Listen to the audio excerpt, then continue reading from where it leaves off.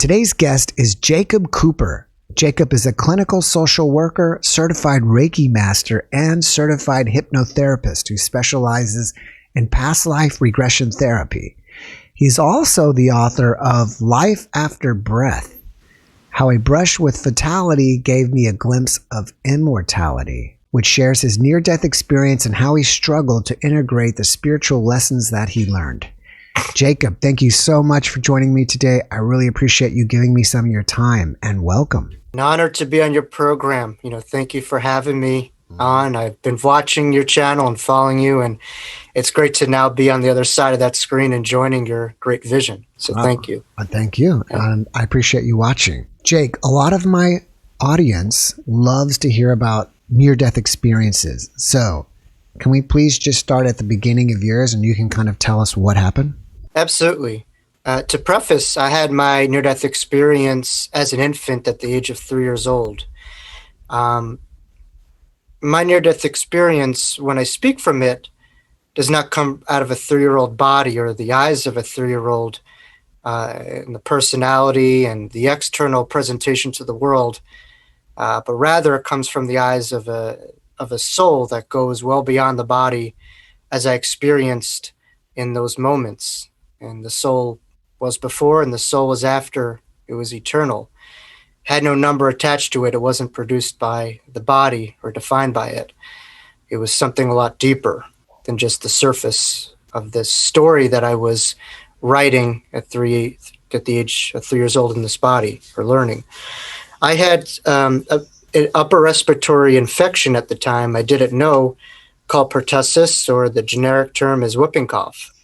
And I went to a park with family friends of ours, and the family friends was a babysitter of mine who would watch me and my siblings. And we, would frequently go to parks, like babysitters would take their kids. And they took me and a family member of mine, and they took their kids too to the park just to have a normal, regular day.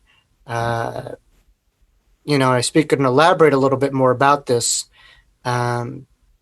The experience leading up to it, and this kind of coincides with trauma, is you remember surrounding events of the trauma, before and a little bit after.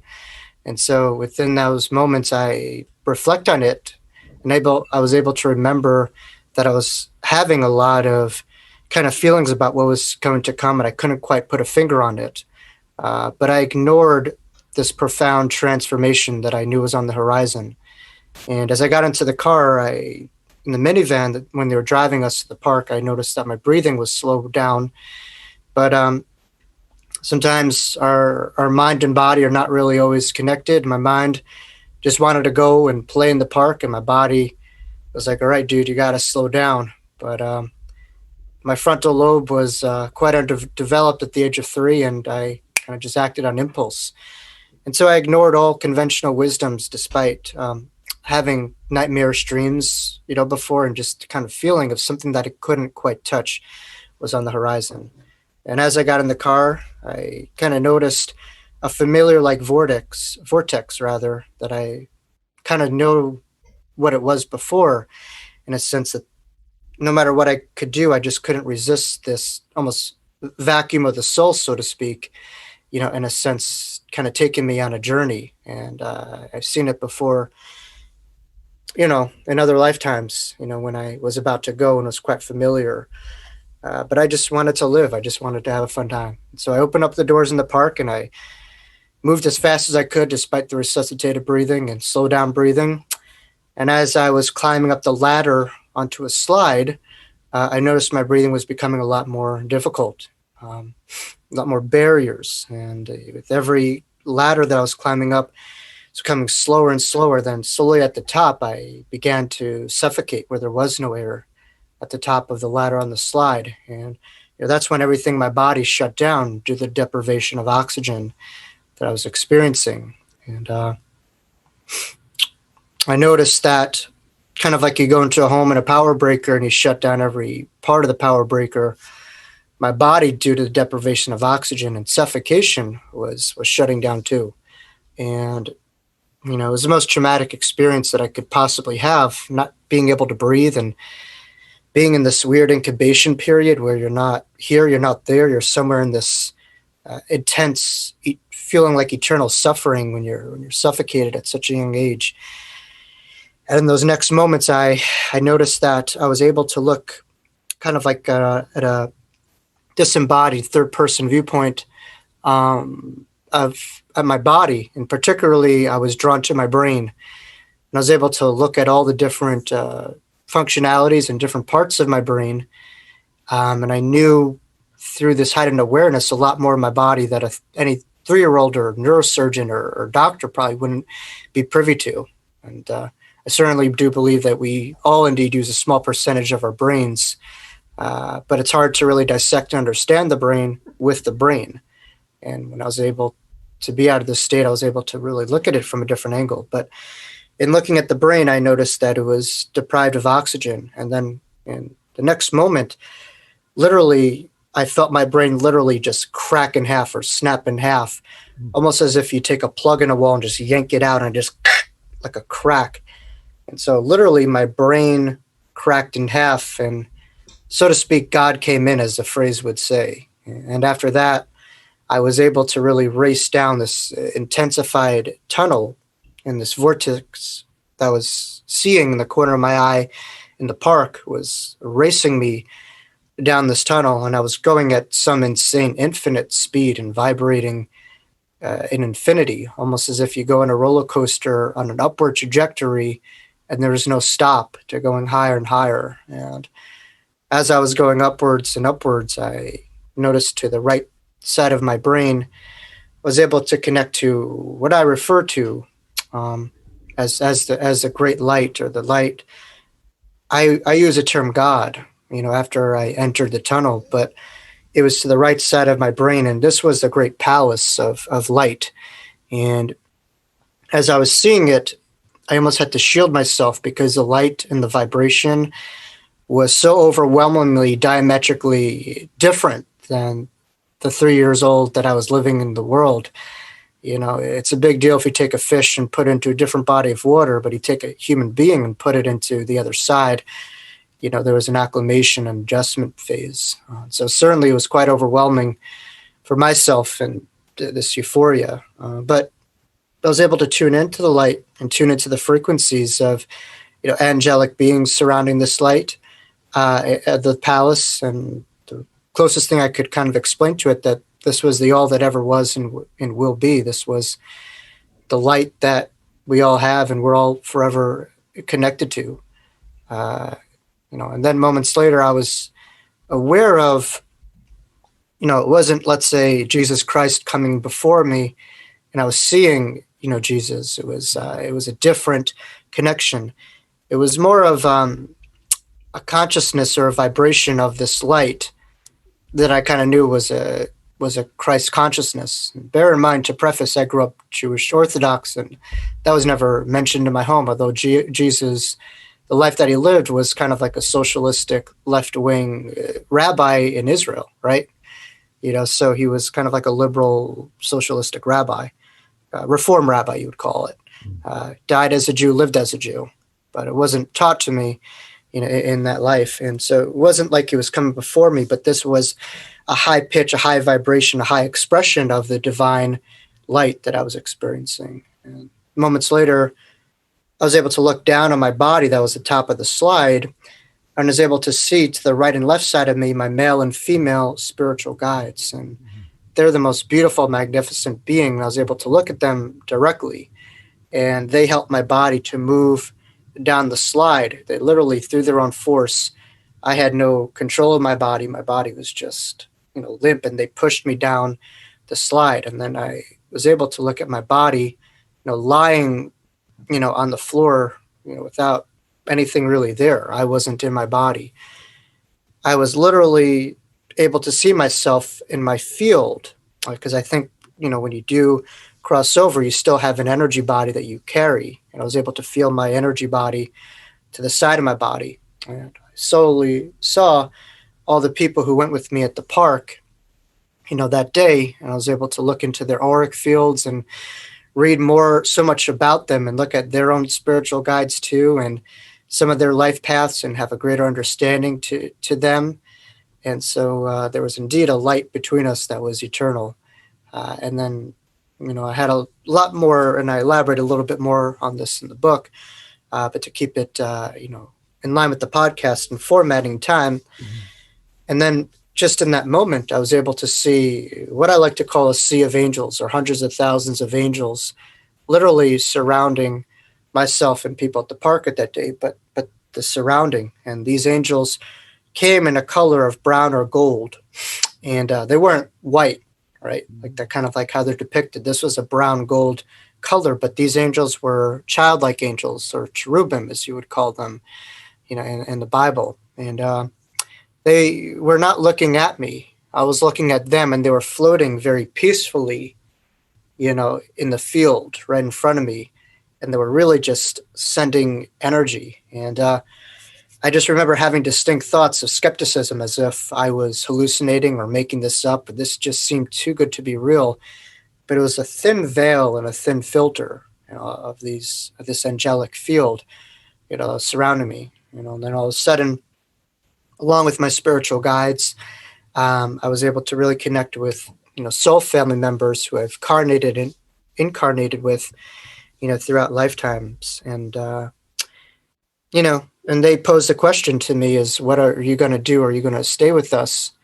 And, or are you going to continue? And basically the question I said is, if I do continue, I kind of had my own Jewish lawyer in me, let's make a deal. If I continue, what's going to happen?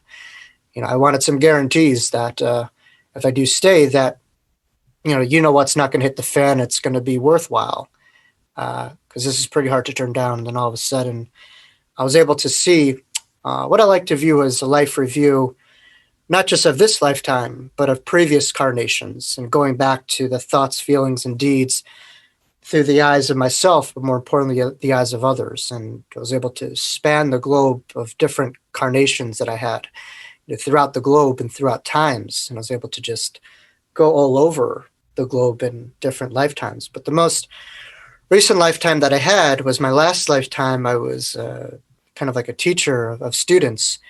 And in those moments, I was able to see the faces of all the students that I taught. And I got very emotional seeing those students. But I also saw that I indeed took my own life in that last lifetime. And I'd speak about this a little bit more in my book, but it was a bit of a hubris, but it was also a moment where I just panicked, and I was around people, and I just didn't see past, the position that I was kind of stuck in. And I just, took my own life. And I kind of saw, you say, there was no time, but to kind of, for viewers listening, just in convenience, future, what I would be doing, I did see myself speaking about a lot of this stuff and coming into this awakening that was going to happen on the planet, and speaking this message and being a harbinger of good news that the soul is eternal, and indeed we are divine beings and have a mission. But I was able to really see that when I spoke, it wasn't that I was better or superior to participants. I was just a messenger of this message, and just a part of the collective energy. And I was just no different than a participant. I was here to participate in this energy as just a vessel. And in that moment, I decided that the other side and, the angelic field was great, but bringing the hereafter into this here now was a more important calling to the times that I had. And that could wait. But I think really learning how to thin the veils between the two worlds was a more important task at hand. And in those moments, I said goodbye to everyone, and decided at that moment that I knew that I was going to be back in my body. And also a big pull was my parents, as any parent could attest, who unfortunately lost a child. That's the most pressing, difficult loss that any parent can endure. And I really saw that. Not to sound grandiose, but that was hard for me to kind of do. And those last moments, I was able to kind of see myself going through the ambulance into the hospital bed, and talk a bit about this in my book. There was two awareness of what was happening and what was happening to my body. But the last thought energy that I had was, what's going to happen is, how do I know that this will all come to fruition? And, the guidance of my guides was to watch your thoughts. Your thoughts are your highways, and they are your own, in the way, weapon of this lifetime, for good or bad. And you have high thoughts that coincide with your path. You manifest that path, and you create that, as thoughts do indeed become things. And in the moment those guides left, and I was woken up on a hospital bed with my mother, who was quite distraught and emotional, who was there with me that day. And I woke up, and the rest is history. And my job is not to be defined of the narrative, the sequence of events, but to define the narrative. And that's what my book is about, and my work is about. So I have a few questions here. First of all, it really spoke to me when you said that you were going up the tunnel really fast.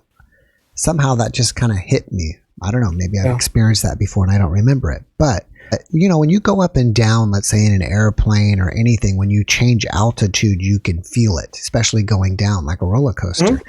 If you can recall or not, when you were going up fast, did you also have the feeling of changing altitude, like going up, or was it just going up? It was more just a visual going through a tunnel. It was a journey within. It was a journey to the inner, deeper part of our own backyard that's never left us. And so technically you're going upwards and upwards, but I think in a way we're distant from that point, and at times this body, and at times home. And so in a way, you're not going anywhere far. You're going rather into your own backyard, and you're going back home. So it wasn't something really far out, but technically, it was, from my body, it felt quite far out. But, at the inner part of myself, it was the closest thing to home.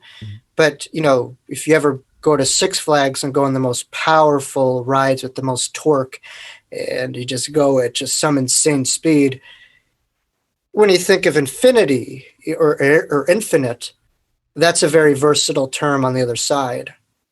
Right, our being is infinite, just in terms of that we don't die, but also I look at infinite in terms of anything that you could want to experience as a possibility.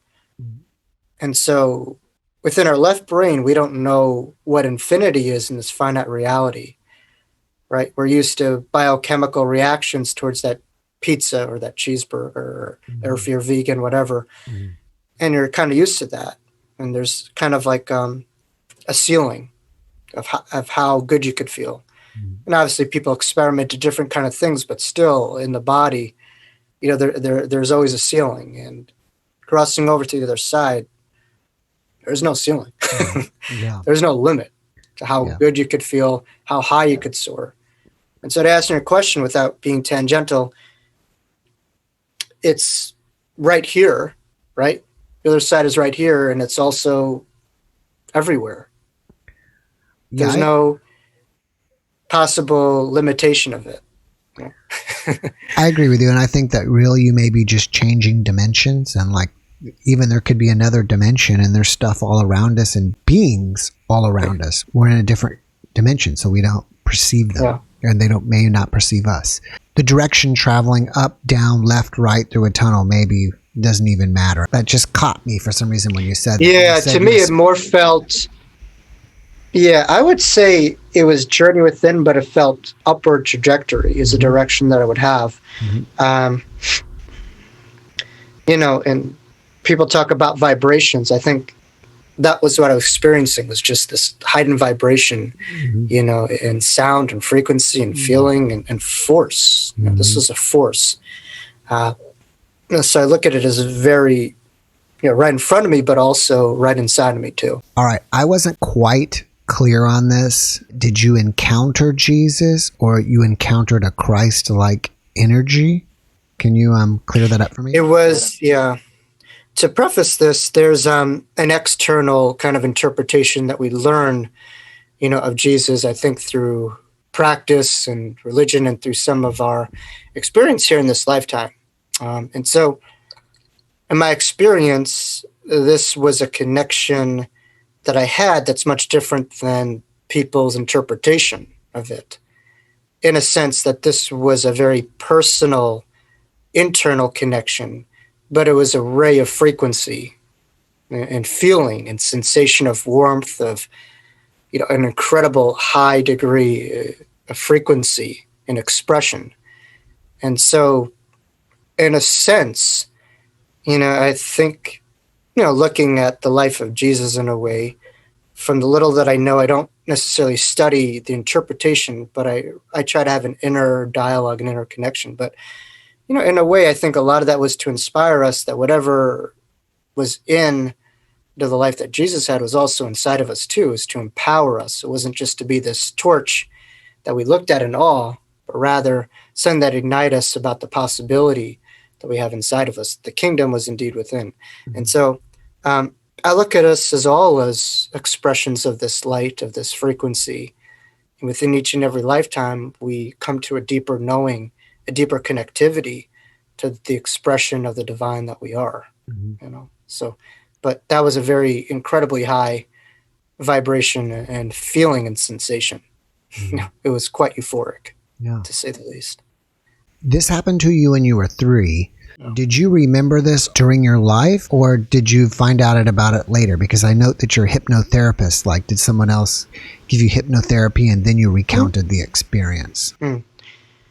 If you take a beach ball and you try to bury it under the water, throughout this experience, obviously I was very changed. And some, through the, brain trauma that I had through suffocation, in preschool, there was a great light coming right directly through my brain. And so I was very tuned into the other side and had a lot of experiences. But this was very much buried inside of me. I didn't really go publicly around talking about it, in a sense that words weren't limiting, and I had an awareness through different experiences that people didn't have this. And so I really kept this close within. It took a lot. I kind of see our development as inner beings with an outer representation. And it takes some time for the outer to find symmetry and parallel with what's within. And I think that's what each carnation is about, is learning how to live from the in to the out. Mm-hmm. And the more connected we are to the in, to the out, the more reflective of who we are and our life's purpose and our true nature. And so it took me, I would say, around 20 years to make some degree of sense of it. I speak about this in my book. Throughout my life, I was not ruminating about this or obsessing about it. It was always something kind of, in the background, kind of like, for instance, with psychic energy, you're having a conversation with someone, you're not obsessing about them, but there's this kind of underlying, frequency and underlying, kind of dialogue happening too. And so sometimes that dialogue would be very low and I wasn't always aware of it. And sometimes that would be heightened, depending on the degree of what I was going through. Through moments of stress and difficulty, I was able to tap into that a lot more. And I talk about this in my book. But it wasn't until, around my later teens, early 20s, when I fully started making sense of it. The biggest turning point was a book that someone gifted me by an author by the name of Betty Eady, depending how you pronounce it. And she wrote a bestseller called Embraced by the Light. And so my godmother gave me this book, gifted me this book. And I actually have it in my shelf in my other place. But her name and the date that she bought the book. But reading Betty's book, I was able to have a lexicon and a vocabulary behind what I had and a universality behind it. I wasn't able to put a label or diagnosis, and I felt quite alone in what I had. And so reading Betty's book was a double-edged sword in the sense that it gave me a diagnosis, it gave me a label, it gave me an understanding, but it also took a little bit of that self-grandiosity of the experience where I had a monopolization of it that I just held within.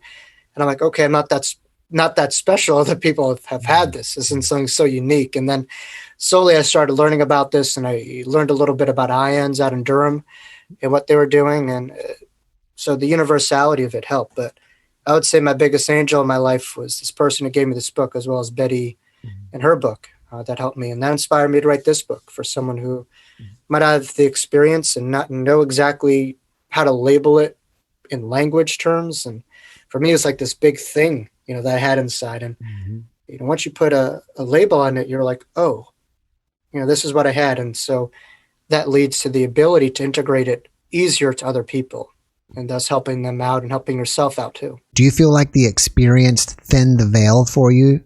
And if so, do you feel like you have contact to the other side if need be? Absolutely. I don't practice as a full-time, psychic or medium, but in my healing work as a Reiki practitioner, I do tune in pretty easily to a person's energy field and what's happening, as well as I develop a keen sense of clinical intuition within my psychotherapy work, where in a sense that I'm not going to go, okay, your Uncle Joey's here and this is what's happening, but if someone might tell me something, I might ask, kind of a question that goes beyond, well beyond the surface of what a person is, uncovering to me. But I would say a lot earlier in life, my intuition was a lot sharper, and I think most kids are. But what I would say also is the more relaxed I am, particularly my brain, as I experienced as just the filter between the two worlds, the more connected I am. And so through deepened practice, meditation and kind of self-hypnosis that I do, I'm able to connect easier. But there's one area that I'm very strong with, particularly having a near-death experience, is I think different psychics and mediums have different strengths regarding the clairs, but also regarding some of their gifts and specialties. I mean, for me, in life, I always had a keen sense as to when someone was about to go or pass on. I think part of it was having this direct experience, with going. And so oftentimes I keep that voice within. And then when I see it, it's like annoying because it's like, why didn't I say anything or do anything? But I think everyone has their path, and sometimes people are not meant to hear something. But throughout my course of my life, it's like I see things in front of me and I'm like, I saw that, I heard that voice, and I ignored it. So absolutely, that intuitive sense and that mediumistic capability is there, and something that I, as an adult, I'm trying to fine tune, for personal, professional basis. Have you been able to contact spirit guides or angels after the experience? As a child, I had a very good relationship, with spirit guides, and they would come to me. But, to this day, in the moment, I have to be transparent. I connect to them. I connect to their feelings. I connect to their messages at times. But the one frustrating element is I don't connect to their actual names. In my near-death experience, I knew instantaneously their names.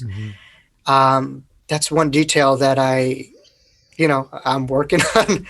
But the reason why I say that is people get caught up in specifics, and if everything is 10 out of 10, not matched, if you don't know their names or every past life or everything about them, then it disvalidates it. And I say if it's helpful, if it's resourceful, if it feels real, tap into it, and eventually you evolve that and it grows. And so for me, I'm relearning, how to reconnect to some of the things that I experienced in those moments. And I think that makes things exciting. Every day is an opportunity to get closer to something that I didn't lose, that's always there inside of myself, and trying to find ways to integrate it. So Since you're a hypnotherapist, I'm speculating that you may have friends or colleagues who are also hypnotherapists. And if so, have you ever had one of them just regress you to see if you could pick up anything else from the experience that you can't remember currently? Yeah, that's a good situation. I haven't been regressed to my own NDE. I think that would be a cool idea, and I also think for other people, that's a good experience. I've done past life regressions, and with each regression that I have, you just uncover different details that you just were not aware of.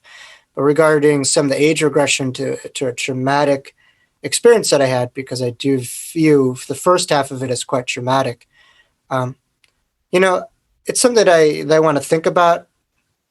In a way, it's hard for me to go there directly. I'm not ready to go into the deep into hypnoidal state in a sense that I kind of am aware of, that it's hard. There is a hard part of the suffocating part, Yeah. and so I prefer to kind of go off of that within memory and thought. But I'm sure within time, when I'm ready, I'll probably do that. I think that would be helpful, but I think you have to kind of be ready. And so for me, I'm sure going back to that via hypnosis will uncover things that, see, I remember a good percentage of it, but within any near-death experience, there's parts that you experience that you're aware of, but you might not be able to verbalize in a way, as good. And so re-experiencing that on a deeper level would be helpful, Are there any negative things from this experience that you have to manage in your life? Yeah. I think looking back on it, and this is really in my book, I was quite a difficult child. My parents would be the first one to tell you I was in and out of a psychologist's office, and not to pathologize mental health. I think that's a great strength of a client. But in my case, I was on a cocktail of medications. I had a very difficult time focusing. I was very defiant. I had a lot of behavioral outbursts, and I think part of that had to do with the fact that there was something so deep inside of me that I just couldn't express, and that manifested itself into anger, into kind of rebellion and frustration about how angry I was, in a sense that I had this experience and I just saw a lot of people around me who were just blinded to it and forgot about it. And no matter what I did, I couldn't shake them and kind of tell them. I think that part was hard. It's just how limited the world that I was around, and how I just had to suppress and repress that part of me to fit in. Otherwise it wasn't going to work exactly, because I had assignments in front of me. I had to survive, right? And so I had to learn how to be in this world and not dominant in that world. And so I think that was a hard part. And also the trauma that came from suffocating was something that, looking back on it, I didn't quite kind of put one and two together of how traumatic it was. I think people try to emphasize the euphoric parts of near-death experiences, and I say this in every interview. There's not enough, at least, dialogue or conversation, about, the traumatic events. Death itself is nothing to fear, but I would say, though, that, periods before death, as we know it, or as I refer to it as rebirth, yes, when you're experiencing the body, that could be quite scary and quite difficult. Sure. Once you get out of that, you're like, whoa. Yeah. But that process of suffocating and stuff like that while in the body was no picnic. That was really scary. Sure. I could totally have to say. I don't want to sugarcoat it or lie. I think some of my guests have expressed kind of the same viewpoint that, the actual dying part, is pretty traumatic. Did your family members not believe your story, or just think that you were imagining something? Well, I really didn't speak to my parents until around a couple of years ago about this. I kept it very much under the rug. I went public before I really spoke to my parents about this. And the reason being is it's hard to talk to people that who grew up with you, and especially it was a tense dynamic to kind of all of a sudden talk about these things. So I wasn't ready. For me, it was a lot easier to talk to a random stranger about it than kind of people who you grew up like this. And part of it is almost like, it almost felt like too late to talk about it. It's like, whatever, just move on. Mm-hmm. But the reason why I did it is I was ready at a point to kind of, obviously while writing my book a little bit before, to kind of talk to them about it, just to maybe it would give them a deeper angle into, why things were the way that they were, and have a different vantage point. I found it to be helpful. I found it actually to be surprisingly helpful. It was hard in a sense that they come from a religious Jewish background, and some of these things are not fitting in their belief system. But despite that, they've been very supportive, very open, interested, in it. And there's even elements that blew my mind. For instance, in my head, in interviews, without even talking to them, I didn't even believe that it was possible to remember this stuff at the age of 3. I said maybe 4, maybe 5. End of years aren't really into ages. And, my mother told me that it was September 1993. I was 3 years old when I had this experience. She told me, more of the details from her angle that kind of fit a lot of things that I saw. And so it was helpful to kind of put some of their impact on it and what they experienced too, and to get the other side of it. And so that was pretty cool. And also I learned that it was right around the Day of Atonement, and I'm Jewish. So it's kind of like you're going before God and you're trying to clean your slate and, who will live, who will die kind of thing. And I experienced a different kind of, dynamic with God than kind of what I was kind of brought up in. There was no judgment. It was just pure love. Yeah, I was going to ask that. I was going to get to that, and you kind of got to that. Is how did this affect your traditional Jewish upbringing, especially even going, to the synagogue? It was tough. I think growing up Jewish, especially within my family, there's a lot of pressure to accept the faith in a sense that, when you come from ancestors who were in the Holocaust, who fought to preserve their faith, and they would do anything to preserve the Sabbath, the kosher dietary rules, when they weren't allowed to in concentration camps. And here you are, growing up, and you're throwing away that.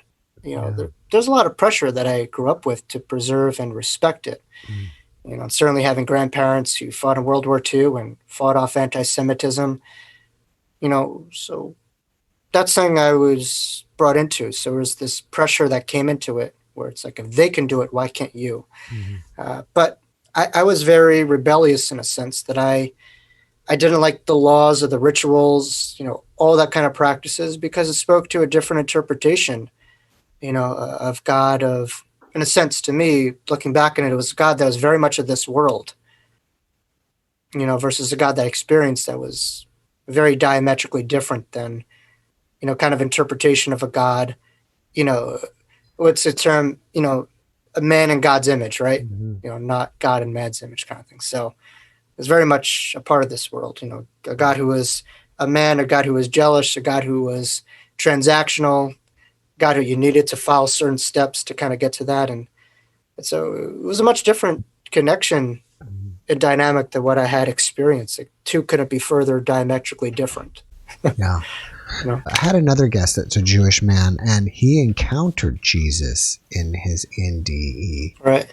And I have to go back to watch the story, but I think he even may have became Christian afterwards. I believe it was Dr. Pin Van Lummel that said this. It's a cardiologist that did a lot of NDE research, and I believe that, atheists see spirit beings, Christians see Jesus, Buddhists see Buddha, Muslims see Muhammad. So it's kind of common to see, whatever your faith is, who you would see, right? Yeah. I find it interesting. I mean, it doesn't really matter who you see, I would think. I mean, it's probably all kind of representation of God and of spiritual beings. Oh, I would say that you connect to your book and not just a page of your book. You connect to a bigger part of your book.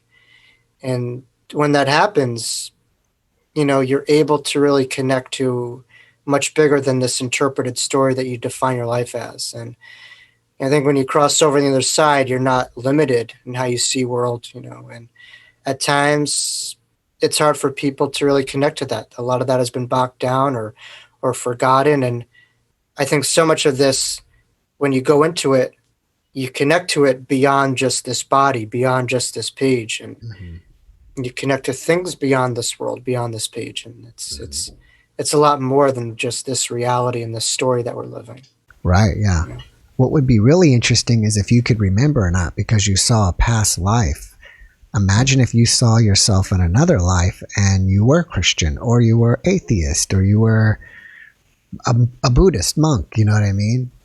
Yeah. I think I talk a little bit about that a bit more in my book, particularly, I do connect to a lot of Eastern Asian kind of past lifetimes, and throughout my lifetime, I was very gravitated, to different practices and people of that culture, as well as indigenous kind of Native American, lifetimes that I had, and I was able to also have my experiences validated through different psychics and mediums time and time again, particularly of that last lifetime without me saying a word.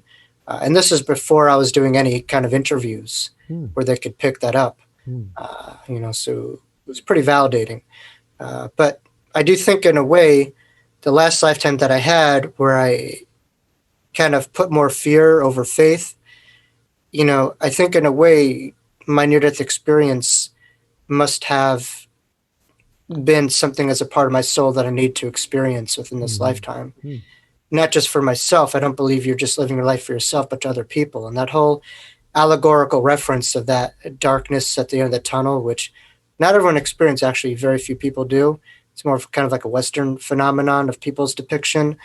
And I think the media obviously enhances that. But again, that's the verbiage and what I kind of experienced. But I think really my line and work as a mental health practitioner and within my book, so much of the book was to be able to understand what's inside of us is always greater than what's in front of us. And I think if we're able to hold on to that, it will help us to kind of move and persevere in the face of hardship, to translate that to resilience and generate hope, past the pain.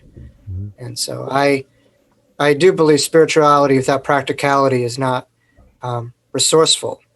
And so within my next book that I'm actually working on, and parts of this book, my big goal is to utilize this and find ways to integrate the hereafter into here now a little bit easier for readers and viewership of my work. What kind of tools do you recommend non-NDE people to utilize to help themselves? Well, I don't want to make this a book sales pitch, but first of all, read my book. That's a good book. And the reason why I say that is my book is not just a pigeonhole near-death experience book. I didn't want it to be that case. The reason that it's the case is I know how isolating it could be for people to listen to near-death experiencers. And it's just so easy for us to talk about all these things because we had these experiences, but for people who haven't had that, it's very difficult. And so my book, I get quite vulnerable and quite honest and quite human. I do that not in a sense to just have a vendetta or have a personal journal or pat myself on the back kind of thing. I do that to find people to be able to relate to the experience so that they could be empowered to take ownership of their own experience. The second thing is, changing how we see ourselves. I say this in every interview. The moment we change the way we look at things, the things we look at change. Wayne Dyer's quote. That deals with the self. The more that we're able to see ourselves as a lot more than just this moment, this body, this lifetime, and have a knowingness with that, the more likely we are to persevere past experience and utilize that as a tool of resiliency, as well as to take away the ideological framework of life happening to us, the victimization of that, but rather for us. And that really translates to this life school that people could be a part of, and that deals with, especially right now in these moments, in a way it gives people a little bit more superpowers to handle what they're being faced with. But I also think neurolinguistic programming is important, and why I say that is, or cognitive restructuring in a sense, that, and I do this with a lot of my clients, it's anytime we're going through suffering that feels permanent, getting back into, home base, much like in mindfulness, right? When we're kind of taken away or we're off kiltered, getting back into center. I think the ultimate center point is coming back to that eternal awareness, being able to remind ourselves of that place that we can never be hurt nor damaged. It's only fleeting and temporary, and things pass. But unfortunately, if we allow life to live for us and we don't live for life, it could drive us on a wild ride. So What lessons have you learned that speak to the times? Well, the title of my book is titled Life After Breath. And I chose that title, obviously, because I suffocated and still experienced life, and all parts of my body wasn't there and still experienced euphoria. But not to get into specifics, because I know people have a lot of different heightened viewpoints with respect of where they're holding. But my experience in 1993 of suffocating from an upper respiratory infection, speaks to what's happening now with this other virus happening, highly contagious virus, just as what I experienced. And some of the suffocation, literal suffocation that people have, or the metaphorical suffocation that people might experience, where they're just out of breath, out of wind, out of hope. And a lot of people are experiencing a lot of fatigue on their multidimensional, vantage points of their being. And so my goal is to find ways to generate hope past the pain through this book, to be a harbinger of good news that we are eternal, we have a purpose, we have a connection past this pain, and we're not just here to suffer, but rather to really tap into that point. And it deals with a lot of life's surface. I think a lot of life's purpose. I think life's purpose oftentimes comes from the life surface, the life surface of how we see ourselves, how we view ourselves, connecting from that personality standpoint, but not the soul's standpoint, not the soul's purpose. And I want to give people keys back to their car of driving the soul, and not just the personality, not just this limited story, not just this pain as a driving point and force. Do you think spirit and soul are the same thing and they just kind of use the words interchangeably, or do you think there's a difference between spirit and soul? It's a really good question. Give me a moment. That's okay. I would say the spirit, or a spirit, is under the umbrella of a soul. I think the soul is a lot more encompassing and expanded of a term than the spirit. I think, spirits could come within that personality of a lifetime. I think the soul kind of speaks to more of our entirety of our existence, versus depiction in a way of a spirit. And I think the soul is more of a unifying component. I think the spirit is more of like individual kind of thing. I think, I think the soul is more of a unifying concept, from the macro and the micro, if that makes sense. Yeah, I like that answer, because I've kind of struggled with that question, and it's a very good question. And I would assume maybe many people do, but I like your answer. Maybe while you're incarnated on Earth, just your conscious energy could be, your spirit, but then once you leave and into you're back, in home or wherever you want to say you are, you're back to your soul of your lifetime. Yeah. Yeah, no, as Gary would say, the speed of the soul. Yeah. But, and also, one of the things that I learned, it's what it's like to be like on the other side. Because when I was kind of suffocating, I was trying to communicate with people at the park that I'm fine. I am more than fine. I am on cloud nine. Feel bad for you, dude, but I'm okay. Yeah. But I could understand a little bit of what people go through on the other side, where they're talking, they're trying to listen, but they're up here and sometimes awareness is down here. And so I tried to bring myself down, and they couldn't hear the pitch or the frequency. And so I speak about this in a little bit of my next book, this book is more of a rapport and engagement and inspirational kind of firsthand story.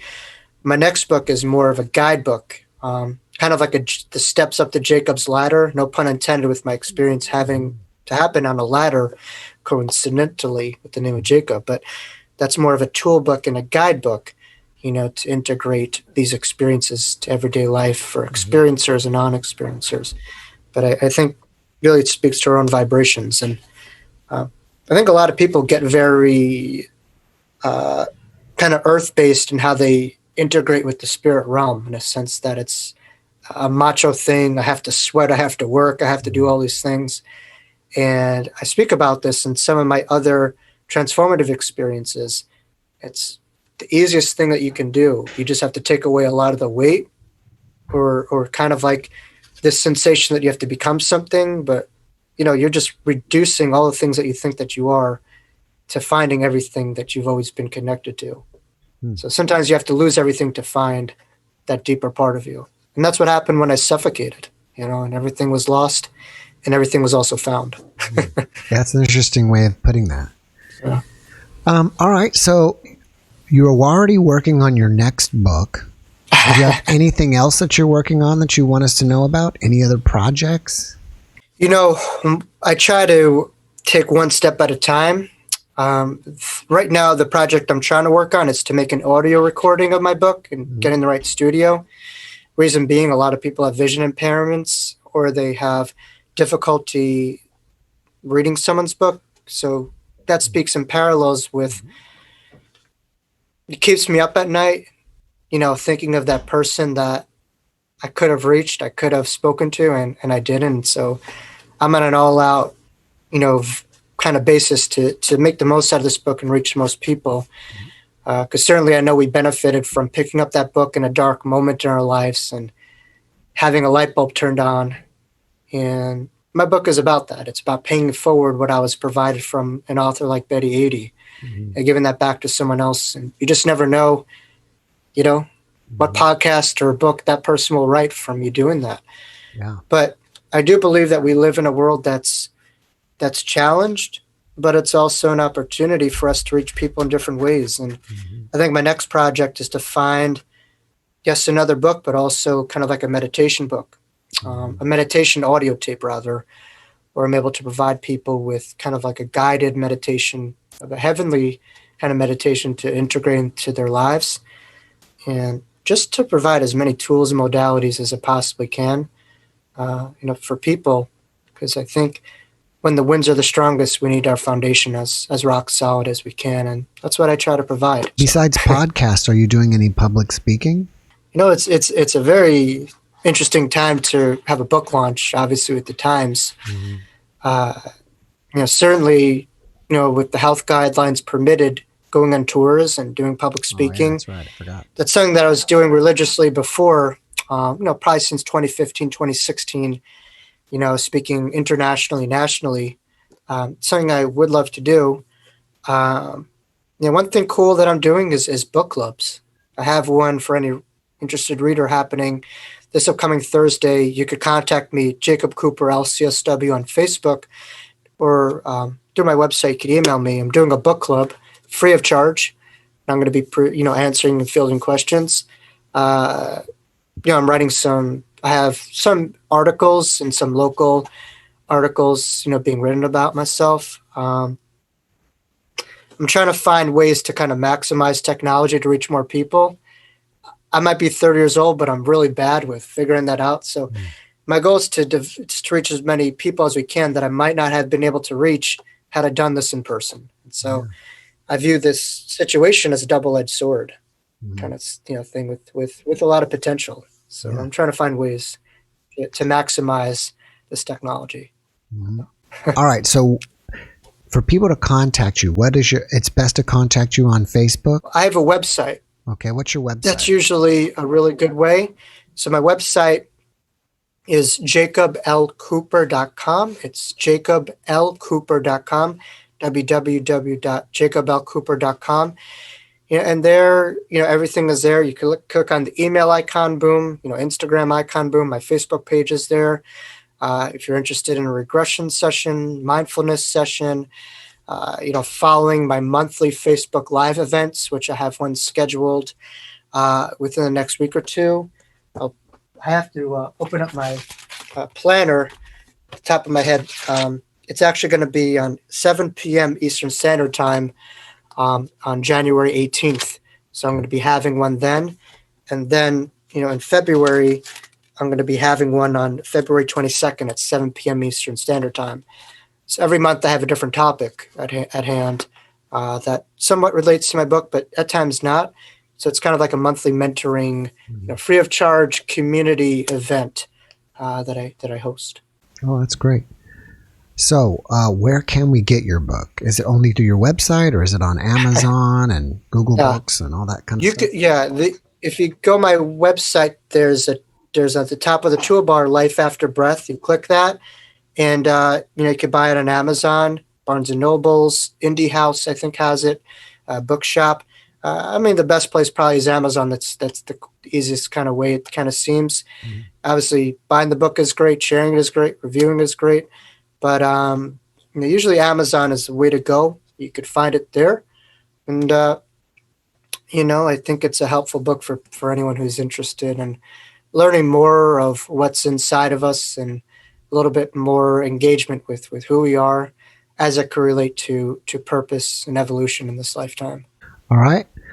Before we wrap it up here, can you give us one last message? One last message. I will say that my work is not something that I own. My story is not something that I own. Much the same with you. I think we all have our stories, but our job in a way is to not judge that story, but to allow that story to be told to others. As long as we're telling our stories and our stories are being told, we can never truly die. Ancient Egyptians used to build up their whole lifetimes, to have their legacy and to prepare for the afterlife. The good news is, within these platforms, if you have something to share, you just never know who you might reach and who you might teach. And this is not something that we own, but our job is to ignite and empower other people with their stories. And if this touched you, feel free to share this story. But more importantly, my goal is for this to touch a deeper part of you, to remember something inside of you that is much more than just this body and this current time. And that's the hope throughout this book, is for you to take ownership of your own spirituality and a part of you so much more than you ever held on to or thought within this lifetime. Oh, thank you. Thank you for that message, Jacob. And thank you for giving me so much time today. I appreciate it. I wish you massive success on this book, on your next book, and maybe even on your next book. I'm just putting that out there for you. Yeah, one rung at the ladder at a time. Yeah. That's my philosophy. Thank you. It's an honor being with you. Thank you very much and have a great evening. Me too. God bless. Thank you. God bless. Bye-bye. Thanks for watching the JeffMara podcast. I really appreciate you. Another way to show support is through YouTube memberships. And if you do, there are loyalty badges and other perks depending on your level of membership. All you need to do is click the join button underneath the video to find out more. Thank you for your support.